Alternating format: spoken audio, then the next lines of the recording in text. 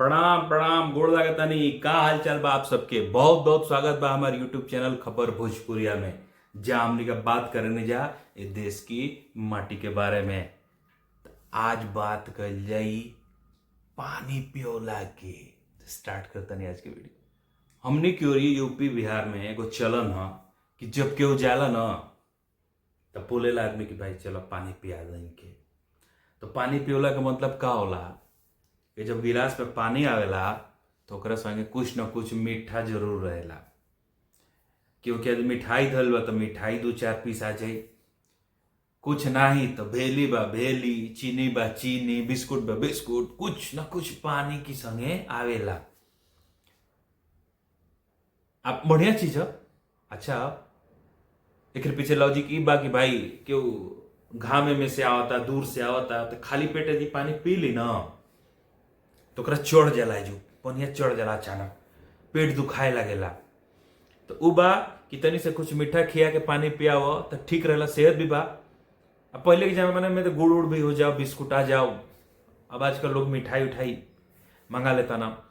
अब इतना पता चलल आज भी हमने कि हाँ कि भाई क्यों आवे वाला बा, तो वो हिसाब से कुछ न कुछ लिया के रख दिया जाला कि भाई पानी देव बा तो छूछे नहीं के देव, कुछ न कुछ तो पानी पिए के रही। ठीक बा। तब बड़ा एक अंतर द्वंद्व बताता नहीं आपके कि ऐसा राज्य बड़ा से जहां प्रचलन नहीं खे, जहां पानी पियाल जाला तो कुछ ना दिया जाला, और ऐसा राज्य बड़ा से हमनी के जहां पानी पियाल जाला तो कुछ दिया जाला। तो सबसे पहले डिस्कस वो करता नहीं कि जब हम पहली बार ऐसा राज्य में गए नहीं जो कि यूपी बिहार से हट के रहे, क्योंकि गई नहीं तो हमार का रिएक्शन रहे। तो भाई पहुंची नहीं उनके यहां तो 2 गिलास पानी आके रखा गई। ठीक बा। सोचा तानी कि अरे भाई कुछ आई का, कुछ आई कि ना आई।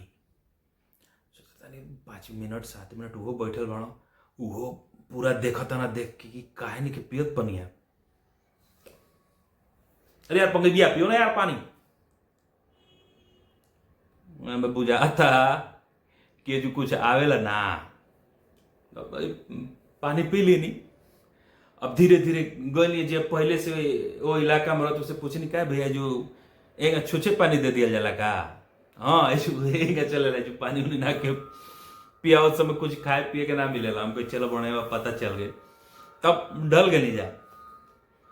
लेकिन देखिए अच्छी बात का बा कि जब उन्ने के लोग कभी आवे ना तो हमने का आपन वाला नहीं किया छोड़ ले, हमने का पानी पियावत समय कुछ न कुछ ध देने जा। अब क्यों उन्ने का आदमी हमारे यहां आयल तक का भाई ट्रे में आयल पानी। ठीक बा। बर्फी रहे वो दिन तो एगो प्लेट में 6-7 गो बर्फी रख के जो रखा यार अजीत भैया पानी पियो। उन्हीं के भाषा में एक टोन में पानी पियो अजीत भैया। अरे यार पंकज भैया पार्टी वार्टी है क्या? पार्टी नहीं तो अरे मिठाई उठाई खिला रहे, कुछ पार्टी वार्टी है क्या? तुम समझो नहीं ना भैया, पार्टी ना हो। हमने के यहाँ का होला कि जब केहू आवेला तो छूछे पानी ना दियल जाला।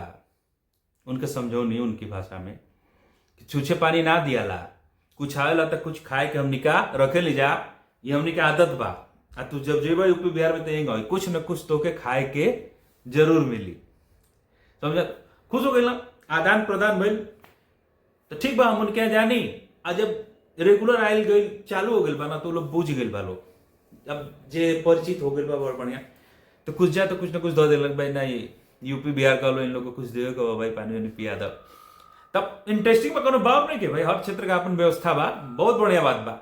लेकिन बताओ तनी कि कल्चर डिफरेंस तब हमने अपन पकड़ ले मड़ी जा, जहां जाने जाओ लोग अपन पकड़ ले, कोनो बात नहीं, दोनों चीज बढ़िया बा भाई। ठीक बा ना।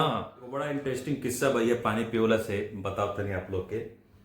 एक बार एगो हमारे भाई साहब हुआ तो वो गए ना क्यों क्या डिनर करे नहीं है, तो डिनर पे गए ना तो भाई खाना वाना मिलल तो कहना कि मुरई धैले बड़ा लोग का मूली, तो मूली तो है तो मूली ले आई जा, हमरा बड़ा पसंद है मूली, बड़ा अच्छा लगेला हमरा खाना के संगे। तो ठीक बा भाई बढ़िया मुरई काट के उनके डिनर में मिल गई।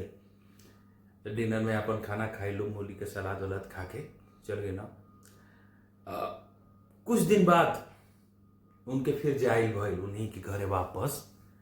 तो गई ना, तो फिर ये पानी पियाए वाला सीन मालूम है, बाबू लोग कह रहा है कि भाई पानी ये लोग छूछे ना पिएला लोग, इनके कुछ देवे को पड़ेला। तो अब दोनों चीज क्लब के हो गए बताओ तनी, काफी इंटरेस्टिंग बा। तो मोर भाई सब बैठल हो ना, उनका खातिर आई पानी ट्रे में। कहने रुक जाइए, अब हम लोग को मालूम है कि आप पानी ऐसे नहीं पीते, कुछ ना कुछ तो आता है। हाँ तो ठीक बात। तो जो बड़ी भौजाई होने से तो वो गई ली ट्रे में लेके ली लोग पानी पी खाती कुछ भाई का रह जान तनी मुरई रहे। वो मुरई काट के ले ली पानी पिए के संग है। वो दिन डिनर में सुन रहे कि मूली बहुत पसंद है, तो मूली पसंद है, अब पानी के संगे कुछ देवे के चाहिए, तो पानी के संगे आयल मुरई काट के ला पिया पानी। बड़ा इंटरेस्टिंग ऐसा और बहुत सारा इंटरेस्टिंग बात कही जाई। तो इस चैनल के सब्सक्राइब कर ली आप लोग, लाइक कर ली, खूब शेयर करी, जे भाषा बुझता उससे। फिर मिलल जाई कोनो नया वीडियो में, तब तक खातिर बहुत बहुत नमस्कार।